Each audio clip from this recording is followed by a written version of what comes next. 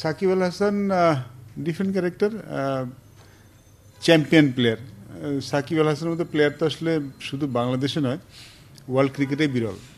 এখন তো অলরাউন্ডার কিন্তু আগের মতো নেই। আগে যেমন ইমরান খান বলেন, কপিল দেব বলেন, ইয়ান বোথাম বলেন, তেমন অলরাউন্ডার কিন্তু এই যুগের ক্রিকেটে কিন্তু খুব বেশি নেই। বাট সাকিব আল হাসান একজন রেয়ার অলরাউন্ডার ইন্টারন্যাশনাল ক্রিকেটে, যাকে দলে পেতে যে কোনো দলই যাকে দলে পেতে চাইবেন। বিকজ শুধু ব্যাট হাতে অথবা শুধু বল হাতে একাদশে আসতে পারেন এমন অলরাউন্ডার সংখ্যা কিন্তু আর খুব বেশি নেই। সবাই কেউ হয়তো ব্যাটিং স্পেশালিস্ট অথবা কেউ বোলিং স্পেশালিস্ট, বা সাকিব আল হাসান ব্যাটিং এবং বোলিং দুটাই স্পেশালিস্ট।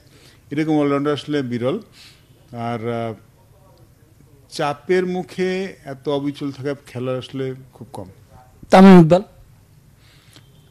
তামিম ইকবাল যখন শুরুতে দেখেছি, হি সামওয়ান যে অপোনেন্টের চোখে চোখ রেখে খেলতে পারে। মুশফিকুর রহিম, মুশফিকুর রহিম পারফেকশনিস্ট। মাহমুদুল্লাহ রিয়াদ,